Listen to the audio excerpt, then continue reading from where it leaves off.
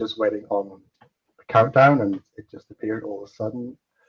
Guys, as always, this takes a little bit of time to go up to Facebook. So if you can see this, drop a like, drop a comment, tell us where you're watching from. Really appreciate it. Helps basically send this notification out to Facebook. I am like totally excited about who we've got on tonight. I heard her speak a few weeks ago. Yay, we've got a few likes and a few people watching. So yeah, I'll introduce Roo shortly and let her introduce herself. Yeah, so myself, Eamonn, and Donal all watched Roo live in the flesh a few weeks ago. I know with myself, what you were talking about certainly resonated a lot with me, Roo. So just felt kind of duty bound to share this with other business owners, other entrepreneurs, and other people kind of in that position. So without further ado, I'm going to pass across to yourself, Roo, if you'd like to introduce yourself for a couple of minutes. I'm just going to go unmute and send this link out to a few people that wanted a reminder. So if you can say hello, where you're from, across to you. Yeah, Davies, sure. Mojo Coach. Yeah. So thank you, Lloyd. Thank you for inviting me. So I'm Roo Davies, aka the Mojo Coach, and I am an accredited behavioural change coach. So ultimately, I help people create change, remove mental blockers that they may have in their mindset. So I'm based in the UK. I'm just south of Oxford, and I work with business owners just like you, day in, day out. So I wear quite a lot of hats as a coach. My background is in marketing. So I was a marketing director for many years and then worked in marketing agency life. And that's where I really found my love for startups and scale ups, and kind of really got that bug of what makes entrepreneurs tick when I started working agency side, because a lot of our work was with startups and helping them move through investment rounds and really go from that gem, that seed of an idea, through to scaling and building pretty large, in some cases, multinational businesses. So that's my background. And then 7 years ago, kind of did a career switch and went back to college, went back to uni and became a coach. So I'm quite unique as a coach. So I obviously wear the kind of business coaching hat where I draw on my marketing and business experience. But alongside with that, I understand how we sabotage ourselves. I understand our thought processes, how we can really make sure we don't get in our own way, which is really easy to do. But I also work with as a leadership coach, so with senior leaders and kind of leadership teams within organisations, small and large businesses. So I have quite a rounded background, if you like, in kind of lots of different contexts that I work in, and ultimately what I'm going to talk about tonight, which is founders fatigue, is it doesn't matter what hat I'm wearing and what context I'm working in. There are often the same pitfalls and the same challenges. They just come wearing different clothing. So whatever business you're in, wherever you are right now in your business development or your personal headspace and where you are in a professional way, I am sure that some of tonight will resonate with you. Yeah. Thank you for that. I mean, yeah, very, very copious, very comprehensive CV, and yeah, just awesome to have you on board, Roo. So I think what you've said is great. I mean, definitely at whatever stage of kind of business development or business that you're in, there's definitely something watching what you're going to present is that you can connect with, certainly identify with. I know I certainly did, and Eamonn did as well. So yeah, the way we're going to run this, guys, is Roo has like a professional presentation that she's going to share her screen with. So we were just talking just before we logged on about the benefits and challenges with this piece of software. It's great for certain things, and it can be a little bit tricky with others. So one of the main things is that it's very hard. A lot of basically the main challenge is you can't see comments, you can't even see who's commenting. So if anyone, well, basically we'll run this. So it's kind of the first half of this live will be representing, talking about founders fatigue. If you have any questions or have anything that really resonates with you, just drop a question or comment, and we'll kind of cover that in the second half of the live, if that makes sense. So it'll be great to see who is watching. We have 8 people, I think, at the moment watching. So it'd be great to hear where you're watching from. And if you have any questions or anything like that, just drop them into the chat and we'll get them answered in the second half of this. So without further ado, let's give this a rattle and have a go at sharing screens. So I was just explaining, I need to dip out and then I'll give you the kind of floor route. So yep, here we go. We'll just do this now. See you shortly. Awesome. Okay. So guys, hopefully you can see my screen. As Lloyd just said, unfortunately, because of this technology, it means that I can't see any of your comments. If you've got any questions, we are going to have the second part of the session where we will, any questions, any comments, anything at all. So yeah, I'm going to crack on and I'm going to share my thoughts about, first of all, what is founders fatigue, and then some real practical tools to help you combat it. So as I said, every day I work with business owners just like you. And my job, the reason they come to me is that I help them kind of keep their head in the game so they don't get derailed. And there's so many challenges that are unique to founders. You know, you're passionate, you're brave, you're driven, you're dedicated. However, we're going to shine a spotlight tonight on the fatigue that can kind of creep up on founders. And I'm yet to meet any founder who hasn't grappled with this at some point. So it's really, really essential that we understand what it is and we reflect on the triggers, and then we can combat. So first thing I want you to do before we dive in is I want to ask you, how full is your tank? So on a scale of 1 to 10, so 1 is you are running on empty, you're on fumes, and 10 is you are knocking it out the park, you are energized, you are in the zone. Please, just for a moment, I'm not going to ask you to share. You know, if we were together in a room, I'd ask you to show hands, or but reflect on, where's your energy right now? Right now at, well, 7:15 in the UK. How full is your tank? And it's a really important question. Firstly, it's a question that I would really encourage you to ask yourself on a regular basis, daily, if you can, because this is a lot of what I'm talking about tonight is encouraging you to switch on your self-awareness. Ask yourself these questions, interrogate your thinking, understand where you're at and how you're feeling and how that's serving you.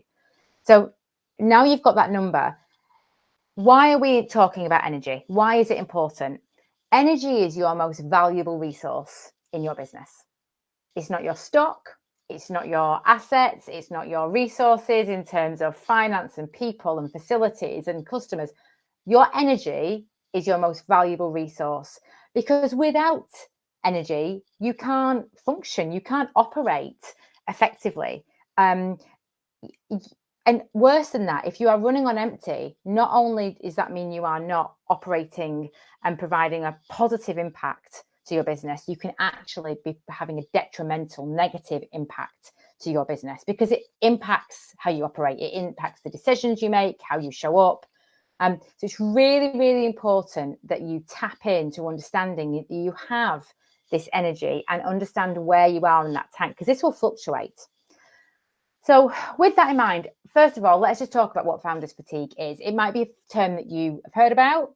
Founders fatigue is different to burnout. Okay, so they are closely linked. The kind of higher that we notch up our founders fatigue, the closer we can edge to the cliff of burnout.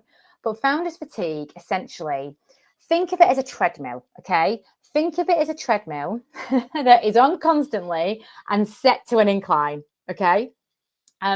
It is all about this push and pull, pushing and pulling up to the next level, that as a founder, the next level of your business, and facing challenges. So when I talk about levels, what am I talking about? So I'm talking about launching, gaining funding, resourcing, suppliers, how to scale up, like constantly pushing to that next level to grow and succeed. And then there's challenges that you are pushing through. So, for example, we all know Brexit, COVID, you may well school holidays in half term, keeping up with retail cycles, supplier difficulties. We all know, because the fuel shortage recently, like how has that impacted you? We're always navigating challenges while pushing up to that next level. So it is inevitable that you will get tired, that fatigue will kick in at some point, but you can limit the damage by understanding it, being aware of it, and having tools in your toolkit to combat it. And that's why we're here tonight. So kind of being a founder, the context, the nature of how you're operating, it's inevitable that some fatigue is going to kick in. But that's okay. If you're expecting it, you're aware of it and can recognize it and then know how to deal with it. So really, really important point when we're talking about fatigue and how we show up as founders is, I want you to read the slide and really let it sink in. We are human beings, not human doings, okay? So no one is immune. It doesn't matter how organized you are, fatigue can creep up on you. You're not a superhero, you're not a robot, you are a human being. We can't simply plug in extra capacity, extra memory, reboot quickly and apply some updates. We are human beings. And Matt Craig has a wonderful analogy, and he talks about resting is doing. So let's think about music. Okay, so there needs to be spaces and gaps between notes in music for the music to sound good. Yeah, think about a piece of writing. There needs to be punctuation for the sentences to be coherent and make sense. We are just the same with human beings in that we need those pockets of rest and reflection. It's an intrinsic part of who we are and how we're designed for our world to make sense around us. So if we continue to push on and act as if we are a robot and we have this never-ending capacity to continue, then we are always going to become a cropper. We are always then going to sabotage ourselves, because ultimately we are not designed that way. We are human beings. So understanding that and then recognizing that we have this valuable resource of energy, I want to share with you the top 6 energy drainers. So always being on. Okay, so the business that you are running, the job that you are in, is not a 9 to 5. It's not a Monday to Friday. Holly Tucker talks a lot about her businesses being like her babies. There's definitely the role of MD, CEO. It's very much about being a parent. You can't just switch that off. That passion, that devotion, that interest. It's not something that you can simply switch on off. You are always on, even when you are taking time out, when you're on holiday. You are always to some level, to some degree, connected to your business. You are wearing many, many hats. When you are in startup mode, you are absolutely that company of one. You are doing accounts, marketing, supply, investment, copywriting, customer emails. You're doing everything. And even when you start to scale and start to build your team, you are still very, very often, wearing lots of hats. And something, when I start working with some founders who I just go, oh my goodness, like where am I doing? What am I going? I'll say, let's write a job description down. What's your job description? And they laugh every single time. I haven't got a job description. Let's write down what you do. What does your role do? And you can see how many hats you are wearing. It drains your energy, switching the hats and also having so much to do. Complex challenges. Okay, this isn't easy. You will be looking at recruiting, funding, scaling, legislation. The stuff that you are dealing with requires serious brain power and specific skills.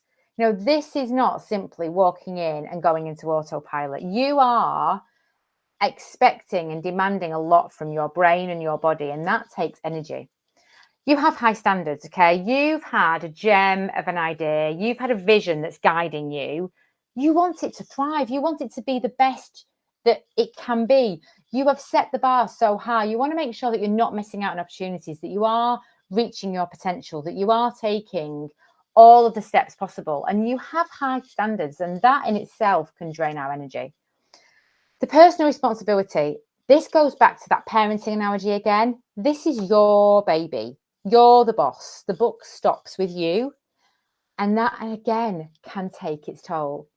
And finally, the sixth largest energy drainer is this continuous growth.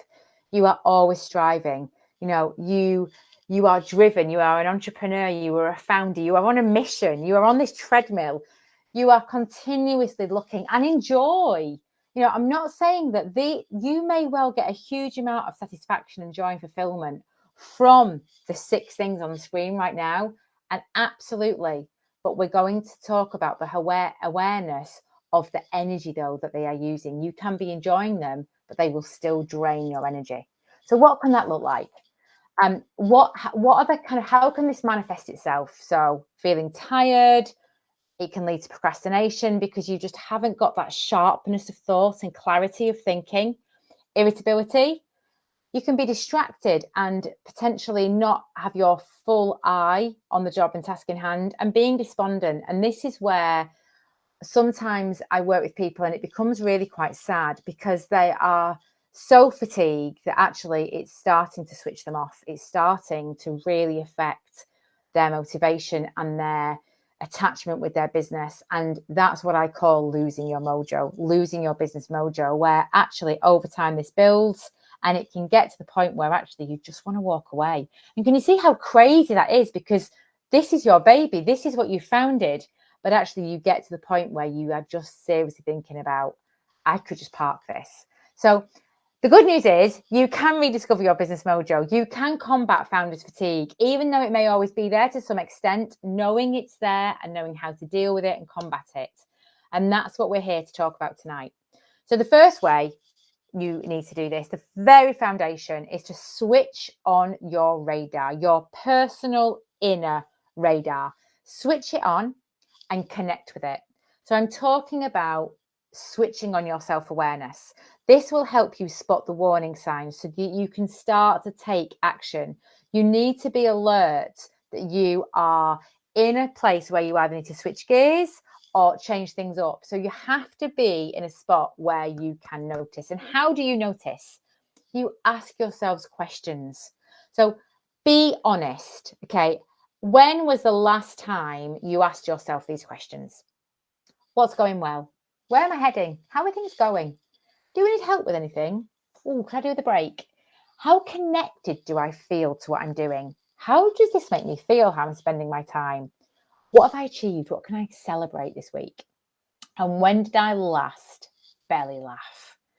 When did you last ask yourself any question that isn't business related, that's about you and how you're doing? Be honest when you answer these questions and think about the answer and listen to the answer. Don't go in autopilot and just go, yeah, I'm good. Life's good. It's great. My head's in the zone. Really think about, how are you doing? Have you switched into autopilot? Are you in this robotic mode?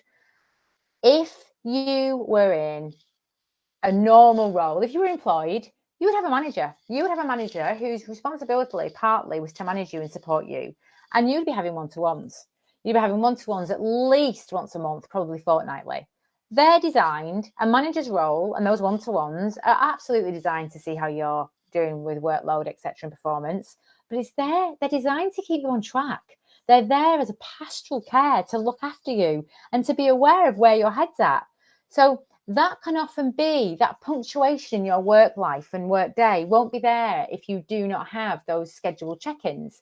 So allowing yourself to give yourself the opportunity to ask yourself these questions and check in. So taking notice. So let's recap. I want you to start taking notice of where your energy levels are at. Okay. So how full is your tank? How fueled are you? How is this serving me? So your choices, how is what you're choosing to do in your business, how you're choosing to spend your time, how you're choosing to show up, how is that serving you? And then what would serve you well? So how are things serving you, and what are the outcomes? What does it look like? Is it serving me well? What could serve me better? Are there things that are compounding the issues? What is helping energize me and helping me feel in control? So really start to take notice of how you're doing and how you're getting on and how you're feeling. Something I encourage all of my clients to do is to schedule regular check-ins. Have a meeting with yourself. And I mean, book it into your diary. Not, it's nice to have. If I have time, I'll do some journaling. Have it as a meeting, a reoccurring meeting. And, I joke with some of my clients who literally have, meeting with the CEO. They are the CEO, but they have these regular check-ins with themselves and they're structured. So it's not just a time where you think, I'm going to go for a run. No. This is a structured ring-fence time for you to ask yourself these questions. So book it in the diary and stay in control. Have a specific agenda, knowing with specific outcomes. 2 questions that I always encourage people to ask in these check-ins is, what's keeping me up at night? How full is my tank, of course? And then where could I benefit from an external point of view? What would I benefit from right now? So what's keeping me up at night? How full is my tank? And what would my business and me benefit from right now? So if a manager was saying to you, can I help you in any way? Is there anything you need? What would you say to yourself when you are asked that question? So whilst you are checking in, I really want you to remember your why. And this is so, so important.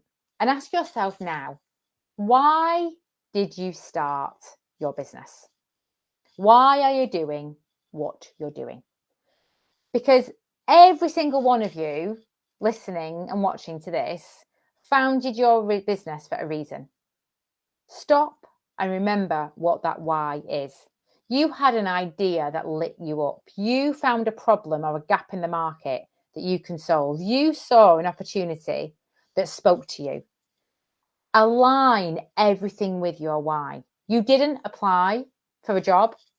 You are doing this for a reason. That is your why. Now, when the process stuff and the logistical stuff can get in the way, that can really start to create a distance between you and your why. And the obstacles, when they're coming thick and fast, that's when this is such an important question to ask yourself. And why is it? Why am I asking you to think about your why? Because your why is your purpose, okay? It's your reason. It's the reason that you're here. It's the reason for running the business. It's the reason for your why and your decisions. So purpose breeds passion. They're best friends, okay? Now, it's no surprise I'm here talking about how to combat founders fatigue and re-engage your business mojo. That's about passion, right? That's about being energized. What does that look like? So that allows you to be intuitive. That allows you to trust your gut, to kind of kick that procrastination, that second guessing, that self-doubt to the curb. You are so in tune and aligned with your purpose and your why that you trust your gut. You go with your instinct. You're engaged. You're doing things that you want to do. You're doing things that are very aligned with why you started the business up in the first place. You're creative. You are really kind of in the zone. This stuff gets you going. This stuff floats your boat. It ticks the boxes. So you'll think creatively. You will be able to problem solve. You'll be able to think out the box and you'll be energized. Remember, we are looking at what is not only draining your energy, but what is going to refuel you, what is going to energize you. And being engaged and driven and really connected with your purpose is really going to help you engage with that energy bank.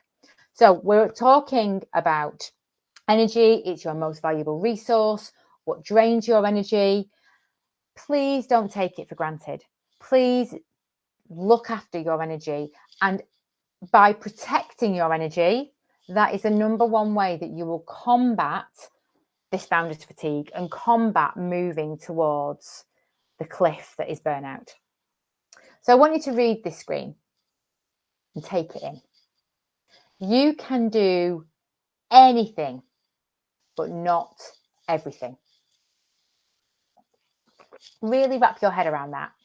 So you may have huge amount of ideas, this kind of shiny object syndrome, wanting to make sure that you are in the latest trend, you're not missing out. You are absolutely maximizing your potential and the business's potential. But remember, you can do anything, but you cannot do everything. You have a finite resource when it comes to your energy. So really understanding what the cognitive cost is. So not the P&L, not the financial cost, not the outlay, not the black and white numbers, the cognitive cost. So that's what's going on up here, your energy banks, your brain power. You can't see the cognitive cost as clearly as you can see black and white numbers in an Excel spreadsheet. So we're talking about your mental energy, your thinking. It's really easy to spot physical outlays of energy. So, for example, you might spend all weekend at a trade show. Yeah. You spent Friday, Saturday, Sunday at a trade fair. You may well then plan into your week to take the Monday morning slow. You may even take the Monday morning off because you know that you're going to be physically tired. Your feet are going to hurt and you need a rest so you can come back refreshed. You spend a day navigating a real complex issue, maybe around Brexit, COVID, new supplier, whatever it may be. You have a really full-on day or some difficult negotiations, or maybe learning a new skill, moving into an area of the business that's taking you out of your comfort zone. These are all really high cognitive cost activities. Would you do the same and the next day take and schedule half a day out to combat and mitigate the cost that you spent the previous day, just like you would if you've been traveling for the week or at a trade show for the weekend? I would beg to say no, because understanding your cognitive cost is something that we really have to be in tune with because it's not so visible. It's not so obvious to see. So my top tip for this is think about spending your energy like you would spend money. Okay.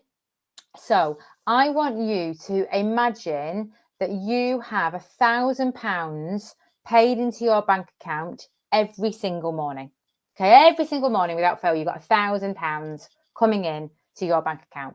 Now, with that money, you will think about how you want to spend it, where you're going to get the best ROI, what's going to serve you in the business well. Does it actually make sense to save some money because you know you've got a lot of expenditure coming up? You know that if you spend all that money in the first half an hour, you will have no money to do anything for the rest of the day. So essentially, with money, you spend mindfully and you spend with purpose because you know that money is valuable. You know that money is not infinite. It will run out. You will hit zero. You will run out of money to be able to do anything. Think now about your energy and how you spend your energy. How we often think that we can just keep on going, we can keep plowing on because we don't see our energy deplete so clearly and explicitly that we do a bank account, deposits in and payments out. It's not black and white, it's not as clear cut. So really trying to see and sense how full is my tank? What's going to be a big energy expenditure for me today? What's going to boost? What's going to pay into my energy tank? Where am I going to see real ROI on where I'm spending my energy? So it's making sure that you are adding value and having most impact to your business and being really smart with how you're investing where you use your time and energy in your business to make sure that it is fruitful and impactful and makes sense. So it's a really, really quite useful shift and reframing technique to try and think of your energy as something that you are much more used to using with purpose and being mindful about. The next tip I want to share with you is boundaries. So boundaries are so important. So our personal boundaries aren't as noticeable as fences or big signs, flashing signs saying keep out. I like to think of them as invisible bubbles. You can't physically see them, but they're so important because they help protect our well-being and our personal well-being and our energy stores. So why do we need boundaries? So, well, they help conserve our energy. We've just talked about how really understanding what is going and protecting the energy and what is going to help protect your energy and repay energy. It's going to help boost your self-esteem. So this is when you feel empowered, you have a sense of confidence and that self of reassurance, which is hugely key ingredient to being a successful business owner. And you feel in control, that greater sense of independence. You're in the driving seat, okay? You aren't kind of just bouncing around. You feel in control and you are on a mission and you have real clarity and purpose in your role. So boundaries are super, super important. But how do we set them? So I'm going to share my 4 tips for how you can set boundaries. If you already have boundaries, it may be that you aren't policing them. So it can be really quite easy to set boundaries. So I'm not going to work weekends, for example. And then you work weekends. So how do you police them? How do you make sure that you are sticking to your boundaries? So how do we go about? First of all, you need to know your limits. So figure out for you personally what you can tolerate and what you can accept. So what the levels are for you. It's different for everybody. So what makes you feel uncomfortable and stressed? Identifying those feelings and what's triggering them, because you need to clarify your limits. You need to know your limits. Being heard. So once you have identified your boundaries, you know the boundaries that are going to help serve you well. You have to communicate them. So people aren't mind readers. People cannot know what your boundaries are if you do not communicate them and be heard. And don't be afraid to be assertive when people cross those boundaries. So when a customer or a supplier is demanding something of you that is taking you outside of your boundary, don't be afraid to say, no, this isn't acceptable for me. These are my boundaries. This is how I operate. Give yourself permission to have boundaries. So sometimes when I talk about boundaries, people have a physical reaction because it's just stressing them out so much. It's something that they're not comfortable with. They're worried about people's reactions. They might feel guilty, doubt themselves, even question if they deserve to have boundaries in the first place. So boundaries are a sign of self-respect. So give yourself permission to maintain them and create them. And finally, start small, especially if this is feeling out of your comfort zone. Start small by creating a boundary that doesn't feel too overwhelming, because this will really start to help your confidence. You'll have the small wins, and then you'll start feeling much more capable of setting kind of much more significant boundaries. So I want to touch finally, and we've talked about your why, we've talked about your purpose, really engaging with what feeds your mojo. We've talked about the importance of your energy, and we've talked about how important boundaries are when you are working with such complex challenges, which we've talked about as a founder. Setting yourself goals is absolutely critical, and this is why. So the trouble with not having a goal is that you can spend your life running up and down the field and never score. So I absolutely love this quote, because for me, it just absolutely nails it. Kind of that busy fool syndrome, that being busy doesn't equal being productive, doesn't equal high performance. Without a goal, how do you know where to aim if you don't know where the target is? So it's really, really important as you are on that treadmill, as you are pushing through the challenges and pulling up to the next levels, it's really important that you have focus so that you can make sure you are being productive and performing well. So why do goals matter? Every single one of you on this call, I am sure, is very familiar with goal setting and will have goals, but why do we need them? Why do they matter? So they help you get your head in the game. You're a footballer, you just walked onto the pitch, you're running around not knowing where the goal is. The goal's there. That's my goal. Your head's in the game. You're like, right, okay, that's where I'm heading. That's where I need to focus. It boosts your motivation, okay, because you're doing something. You have a vision. You have a purpose. You are aligned with a goal. So you know what you're doing. It helps boost your motivation, and it manages your your time, because you are not just showing up thinking, I've got all this stuff to do, where do I look next? And doing the stuff that you enjoy, or doing the stuff that keeps you in your comfort zone. Often some goals and reaching for some goals will be asking you to move out of your comfort zone, to do things that you're not comfortable with. And we're human beings, and that can make us feel uncomfortable. So if you're managing your time, you may choose to do the stuff that you're comfortable, that you feel capable and confident in. So it really helps you manage your time and make sure that you are doing the things that are going to move the needle in your business. It's really important when you are mapping out your goals that you remember your why, because then you can create as many goals. And some of you may have fallen into this trap. You can create goals and go, yep, I've got my goals, I've got my vision, I've got my plan. If it doesn't really matter, if it's not linked to your purpose, if you don't really care about it that much, you won't do it. You won't be motivated and engaged to work towards that goal. So really, really make sure that you aren't just creating goals for creating goals' sake, that they are intrinsically aligned with you and how you want to show up and what you want for the business. So I am absolutely sure that, well, I hope that you are familiar with SMART goal setting. But I really want to just spend a little bit of time before we move to Q&A to talk about what SMART goals are, because goals aren't enough. So goals have to be linked to your why, really important, linked to your values, linked to your purpose, but they have to be SMART. So they have to be specific. What do you want to do? Make sure that you are very specific and include metrics, include numbers, include measurements. So if it's around financial goals, if it's about audience size, if it's about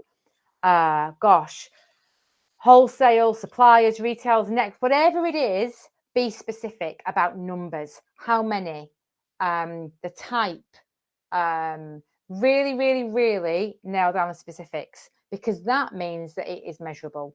You will know when you've achieved it because you can measure it, because it's so easy to measure something when you've got specifics. So making sure that you really get granular about what you want to achieve and how are you going to measure that goal and that progress. Is it attainable? So is it in your power to accomplish it? So do you have the resources? Do you have the skill set? It doesn't mean that you have to cast this goal away if you haven't got the resources or you haven't got the skill set, but you need to build that in to your plan to achieve the goal. And make sure that it's realistic. Can you realistically achieve it? Now, this is a tough one because as founders, we feel that we can do everything. We feel that we are ambitious. We want to believe we can do it all. But can you achieve it? Financially, time-wise, resource-wise, with everything else that's going on, as well as all the external factors, can you realistically achieve it? Now, so many people I work with create SMART goals, okay? They're specific, they're measurable, they're attainable, they're realistic. They miss out the T, because the T can be pretty scary, because the T means committing. So is it time-bound? When exactly do you want to achieve it by? That is you nailing your colours to the mast. That is you saying, that's what I'm going to do by then. Makes you accountable.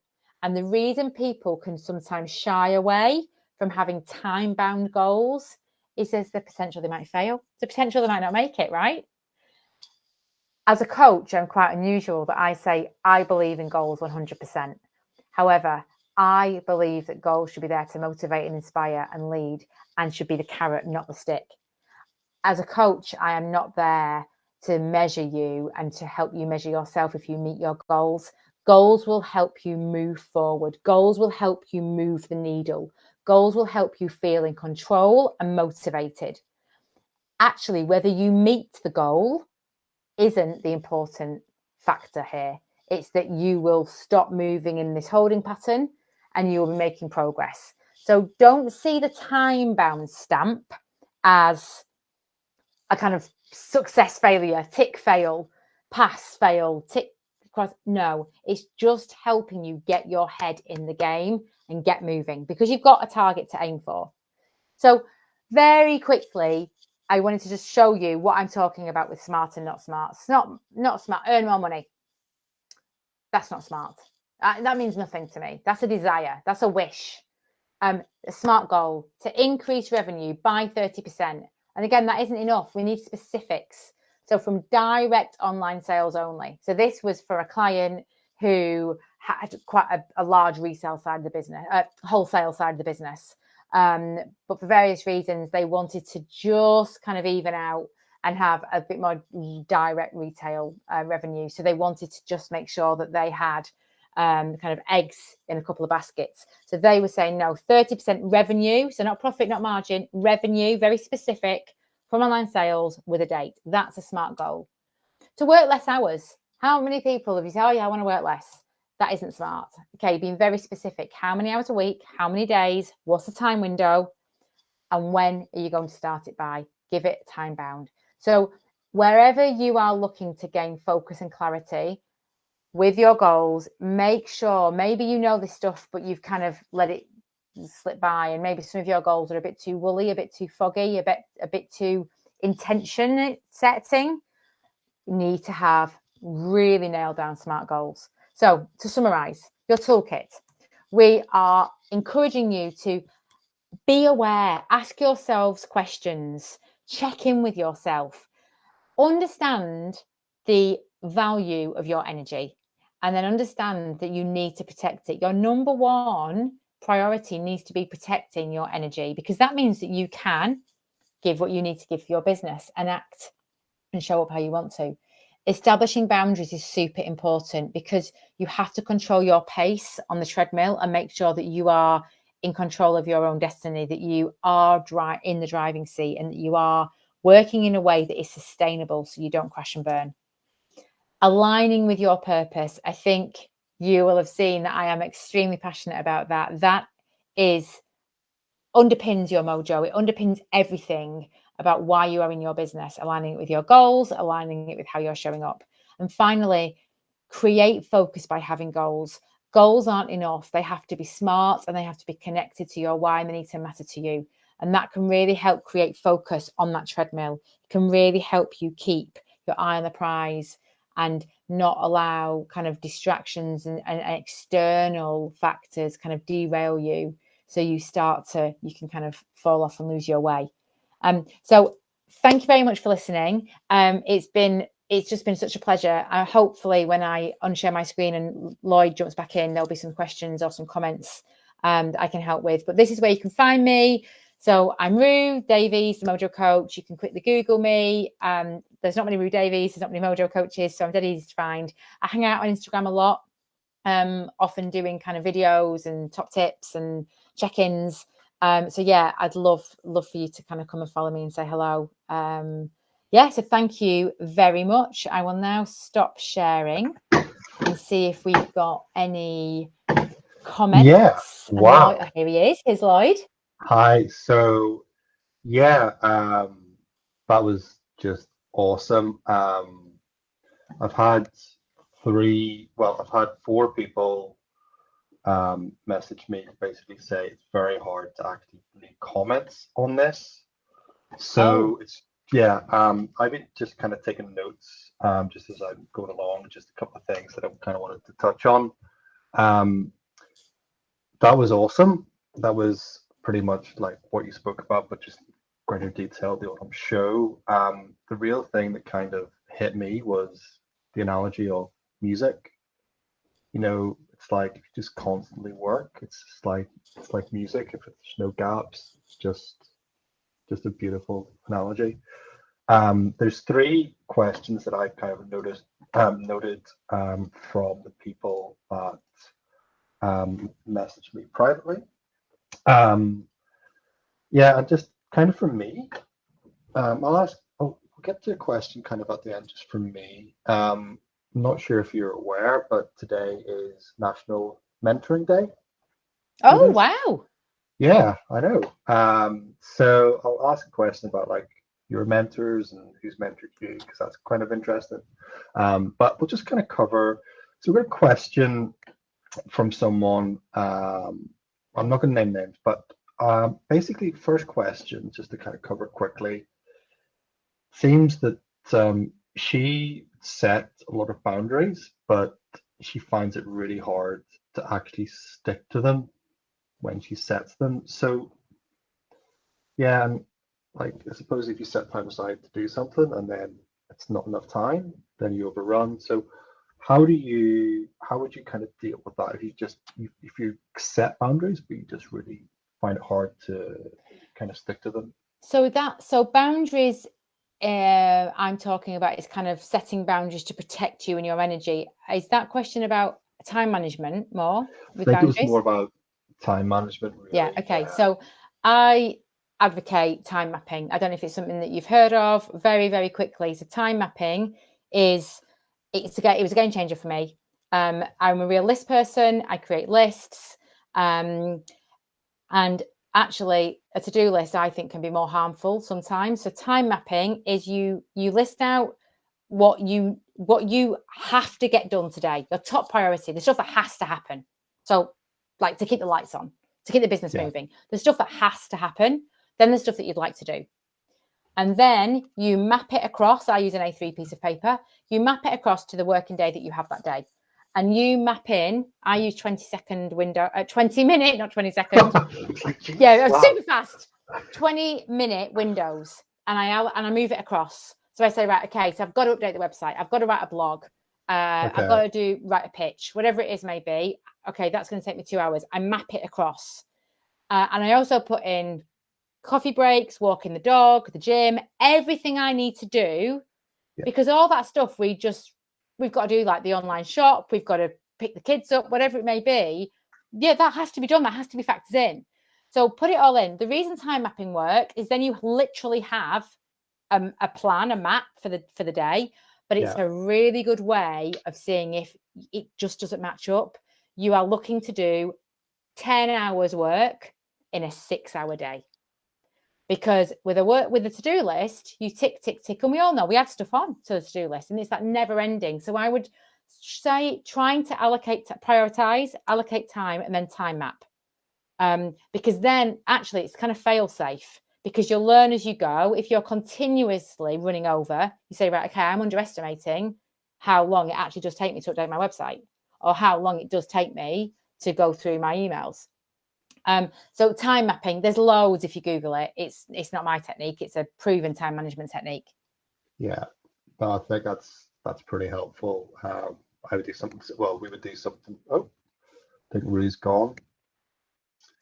Oh, you've just dropped out the stream, so I can still hear you. Oh, you're back.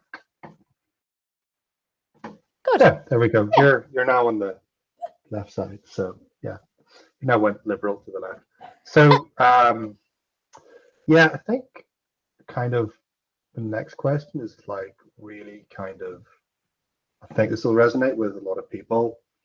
I mean, in terms of, like I was explaining, in terms of the audience, most of the people that will watch this are Amazon businesses that are basically resellers. So I run an arbitrage business, so it's online arbitrage and wholesale. So we'll buy one price point, buy cheap, sell it more.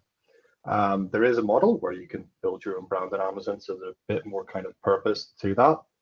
But the question came in that was quite interesting. Where's it gone? So this person asked, I don't really have a why. So when starting off, the only thing I wanted to do with this was to make extra money. How do I figure out my why? And kind of to get back to what you presented, how does that person align to their purpose if they don't have one? If that's really interesting. So first of all, I'd say you have got a why to make money, but why did you need to make money? So was it to keep a roof over your head? Was it to pay the mortgage? Was it to be able to do things for your kids? Was it to be able to send money? Like what? Why? That's your why. So your why doesn't always need to be this deep, esoteric type. Values led. It's like, no, I want to earn money. My why is I need financial security. It's very important to me that I have security, and that financial security, and that, that's your why. So it's about understanding, but why is that important to you? So is it financial security? Is it ego? Is it status? Is it the car you want to drive? Like, why is it important to you that you earn money? Why is that why? So really not taking it at superficial value. You have got a why. I just don't think you've really kind of be honest with yourself and ask that question about, well, why is it important to me? Like, you could have done anything to get money, right? You could have gone and worked in McDonald's. You could have, I mean, there's lots of ways you can make money. Some legal, some not so legal. But you chose this. So, and if you are really, I mean, if you're really, really struggling, and this is where sometimes I work with clients and we go, actually, you've made a bit of a dodgy turn. You've done this because you thought you should, or somebody suggested it to you, but actually this is not floating your boat. I'm not suggesting that at all, but these questions just help you check in with yourself to make sure you're being honest with yourself, right? Yeah. You've got to align to the truth. Yeah. Absolutely. It'll always come and fight. It'll always come and bite you in the bum if you don't. Yeah, absolutely. Kind of the other question that came in was, you kind of already answered it, I suppose. One of the big things for me, one of the big lessons I learned just kind of working with Luke, and not prioritizing, but the key phrases that he uses is, when you'd say yes to something, you're saying no to something else.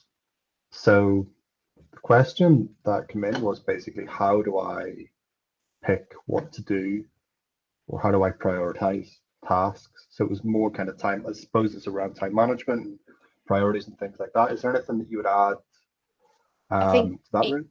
Yeah, I mean, that's a really good way of, so I always say there's always a trade-off. With every single decision we make, there's always a trade-off. Some of them we make all the time. So about pressing snooze and not going to the gym, there's a trade-off.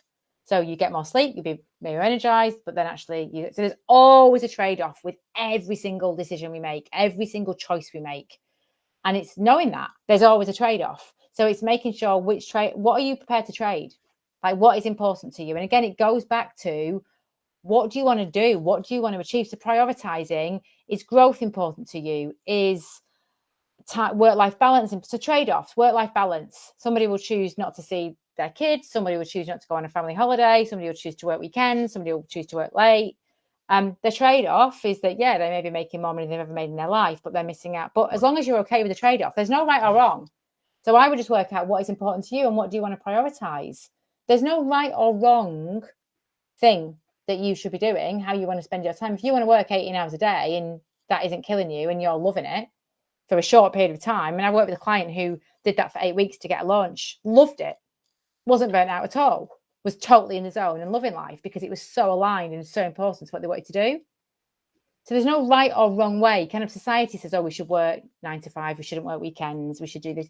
No. What is important to you? What's your priorities? Yeah, I saw Stephen Bartlett's book, if you've read that. Love him. It's awesome. So yeah, I think I'll get this wrong, but I think it's something like, society was very quick to tell you that you're not working enough or you're working too much. Yeah. Just and ignore both. Yeah. Because absolutely. Oh yeah, the whole stress competition. Oh, I'm really stressed. Oh, you're not as stressed as me. Oh, I'm super busy. Oh, you're not as busy as me. Yeah. Love Stephen Bartlett. If you've not read his book or his podcast, you've got to do it. Yes, his podcast is just it's another level, isn't it? There's nothing else like it. It's a different world. It really is. The first kind of first 2, 3, 4 of them are just like, wow. I think it's kind of him just talking about him, and we could talk about that. When you first see it on Spotify, you think, hour and a half? Oh, not going to listen to a podcast for an hour and a half. And then it goes and you're like, oh my God, I want more. Yeah. It's really binge worthy. It's great.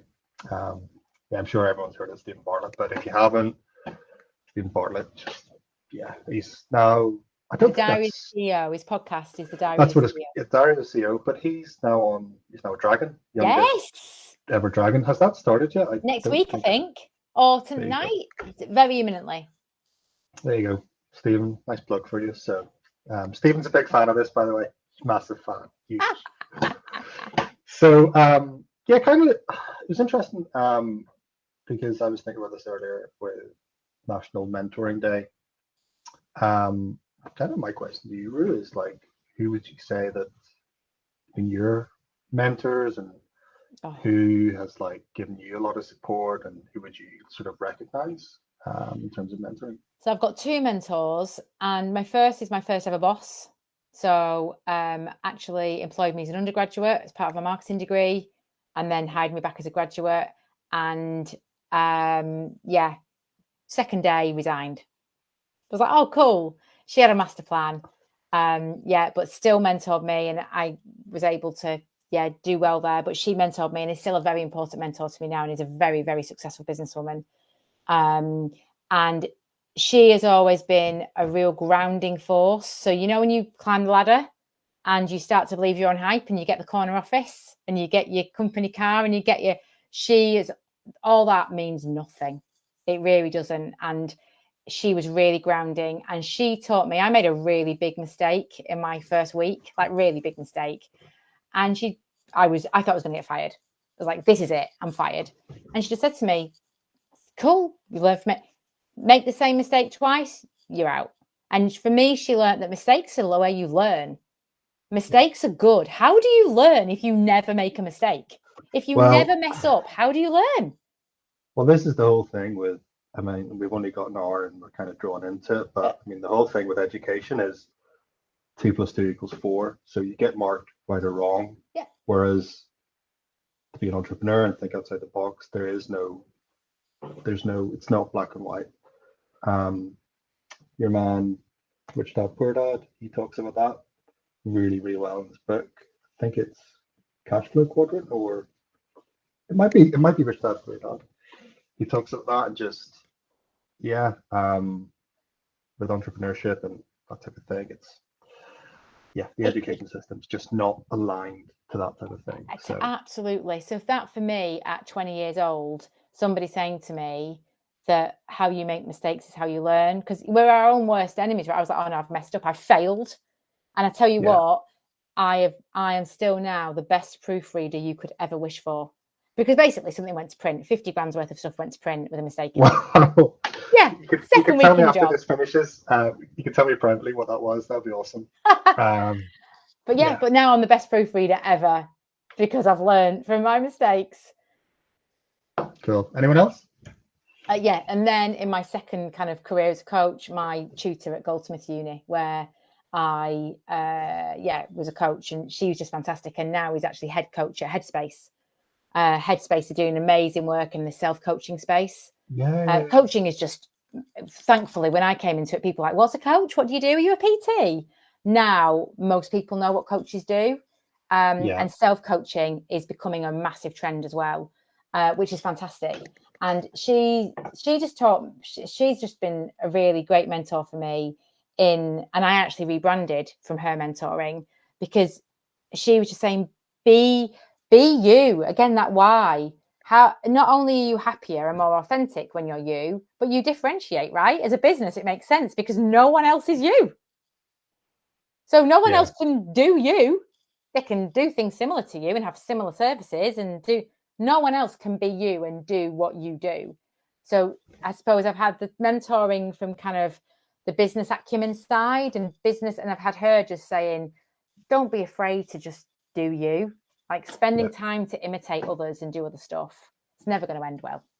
No, absolutely. The lines of the truth. Always.